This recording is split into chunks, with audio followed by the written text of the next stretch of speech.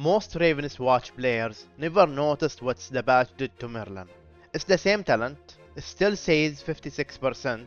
The nerf just quietly moved it from layer to another. Before that, the 56% was multiplicative damage, now it's addictive, which were 31,000 damage, now almost nothing. But the damage system goes away beyond that. We have 9 different layers, all multiplying against each other. And the game never tells you this exists. In this video, I'm going to break down all Ravenswatch damage layer so you can maximize your damage and build it yourself. Stick with me as we are going to start with damage layer A. Layer A is the base damage of each abilities, which you can find it in the description. Some talents and items feeds directly into A layer. But here it is, how can we know if this talent is A layer? Basically, if this talent add damage that never existed before, it's A layer. Celestial Rats adds 80 damage, so this damage never existed before. That's why we know it's A layer. Similarly, aggressive defense and other items like Vajra, it's add 40 damage. In Ravenswatch, leveling up will not only give you talent but also 10% damage. Each level is compounded, means by level 13 your damage is already tripled. So now I'm level 2 and the base damage become 55. Layer B is the most accessible layer in Ravenswatch, and this is the easiest way to add damage to your build. But the problem, everything in this layer is added together until you reach a limit where adding more will give you so little. Imagine this layer include everything: damage stats, Baler Eye, Moonstone's perfect, Cooldowns perfect, the poker cards, Nightmare Thorn, Nightmare Anchor, and many other bonuses from talents. In the early game, Layer B is incredibly powerful because you have very few damage sources. Adding another 100% nearly double your damage output. But as the run progresses, Layer B starts to running into a diminishing returns. Every new source is added to the same pile instead of creating a new multiplier. A good example is Sword Gen on Aladdin. Early game, the 80 to 140% damage to power is extremely powerful, helping you to carry Act 1 and maybe Act 2. Or in the late game, when you already have, let's say, Baler Eye with multiple power charges and maybe damage stats, Sword Gen will do nothing for you, despite requiring consistent efforts to throw your special and catch it. That's why experienced players stop re-rolling for Layer B talents in the late game. Once you already have enough damage in Layer B, adding more bonuses is inefficient. That's why building eggs instead of kings in bar builds is not so efficient, because you can gain damage through Baler Eyes from bar charges, but you cannot gain critical rate and critical damage from Layer B. The takeaway is simple: Layer B is one of the strongest layers early, but one of the easiest layers to over-invest in the late game. Once you have enough, stop adding to the pile and start looking somewhere else. And that's what takes us to Layer C. Layer C is the critical layer. It works like the most games. If you have enough critical rate, you start investing in the critical damage, which multiply your damage. The key difference in Ravenswatch, the critical rate over 100% is not wasted, it's converted into critical rate. For example, if you have 38 critical rate over the 100%, it will turn into critical damage. Before the Merlin update, critical was mostly limited to specific heroes or dash focus builds through roses. It was rarely worth to invest in. After Merlin update, everything was changed thanks to the rebel bucket. Now we can have 50% critical rate to all builds. Imagine adding 40% on top of it for special builds and bar builds from the cards. That's 95% critical rate. One cursed item, rewrite the math. Build that can never crit now can shine. A whole new layer open to every hero, new builds, a new horizon. Just remember, if you already have so much damage in Layer B or you are planning to take Baler Eyes, there is no reason to reroll your rare chest to gain more golden eggs, you are wasting your rerolls in the wrong place.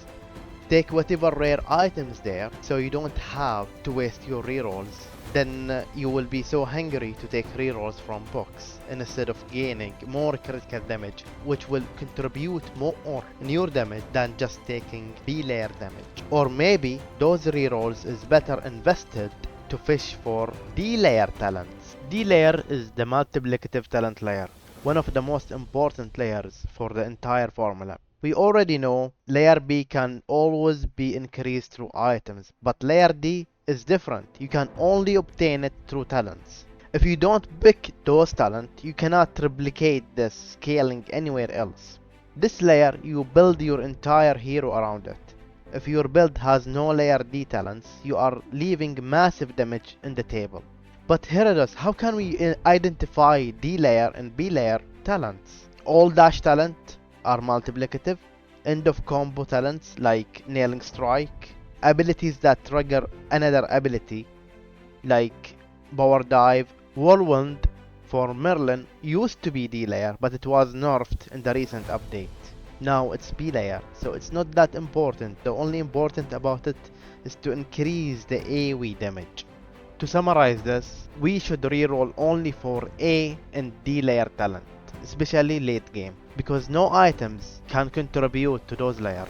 B layer are replicated through items. Layer E are the Mark, Borneval and the Freezing Trap from Viper. Mark and Borneval are not separate layers, they are belong to the same layer and they are addictive.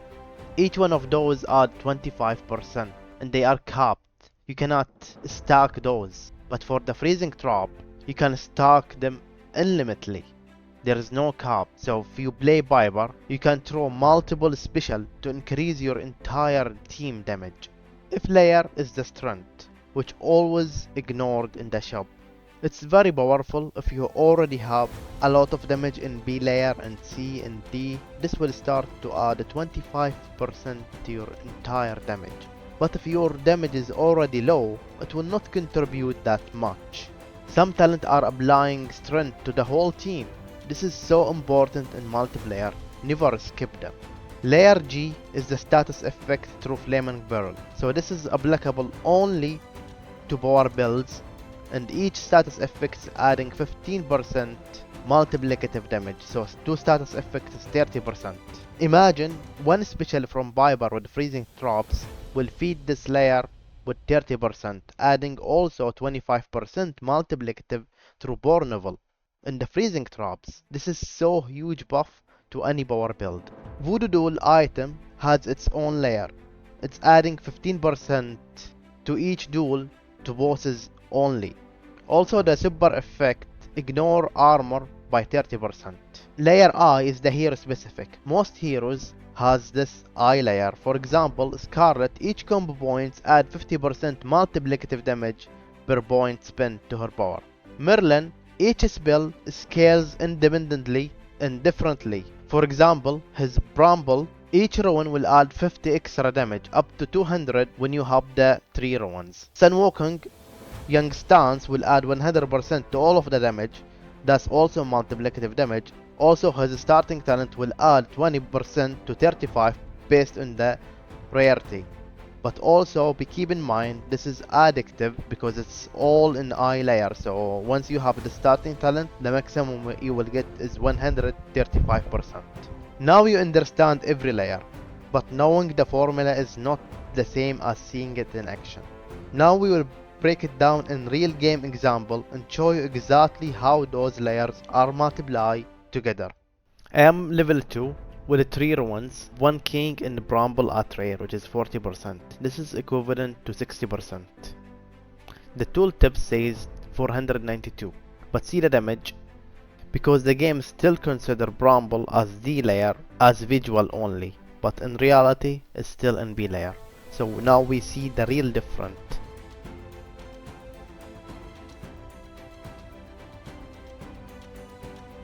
Let's see this example. I'm level 5, which add 46% damage. I have 185 damage in B layer because of 2 kings, Bramble, 5 damage plus Nightmare Torn. Also I have Bornable because of the stars, and one status effect for the flaming barrel. Let's see the damage in action.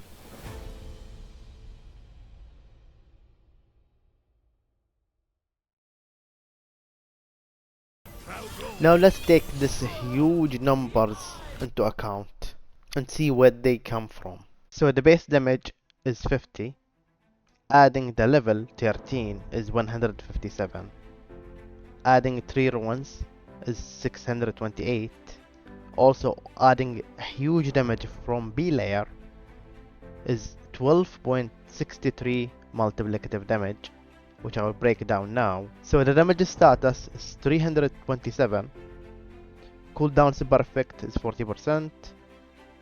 See this huge number? 700 damage coming from only Baylor Eyes. And I have 2 kings, this is 40%. Brambles is at legendary, it's 56. So this add 12.63 multiplier. That's back, I have 102 critical damage, so we don't have D layer because of the nerf, so this is empty. Also we have Bornable, which add 25% multiplicative damage. Also we have strength, it's the same. We have one status effect, which is the same Bornable because of the 3 flaming burr super effect, which is add 15% multiplicative damage. And finally we have 8 Voodoo Doll, which add 120 or 2.2 multiplicative damage. You see this whole equation, how we increase the damage. The more layer you add, the more damage you have. If you stack all of your damage into one layer, you will not have the same effect. Imagine if this was not nerfed, the damage was 94,000. But now it's in B layer, it reduced the damage by 31,000.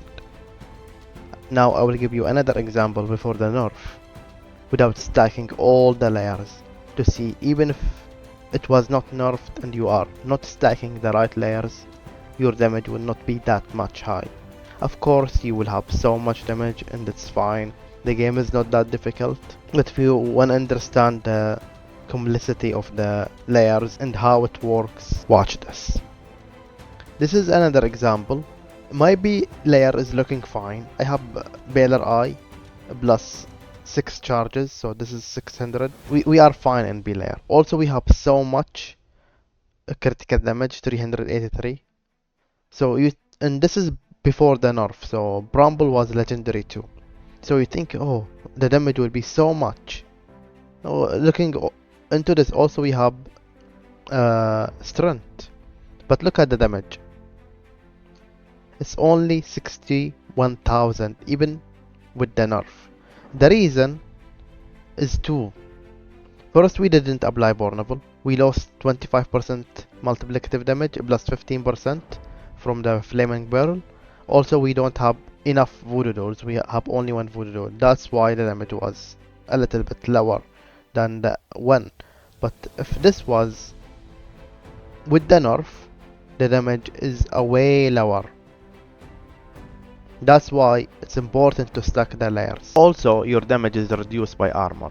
Imagine your full hit is 541, but against elites it will be 271. But against bosses it will be only 135. If you hit at Crop, he has golden armor, which reduces the damage to only 1. Once you stun Crop, they lose their armor forever. But the elite Crop return their normal elite, so their armor is reduced by 50%. Also, the Voodoo Doll ignore 30% of the armor. Special thanks to everyone who contributed to this damage layer in testing, research and review. To increase the damage, also you need cooldown to accelerate your gaming plan, or a way to generate runes or combo points for Scarlet. But the animation, there is animation cap for the cooldown. But there is a way to cancel the animation, especially for dash build. If you want to learn more about this, watch this video.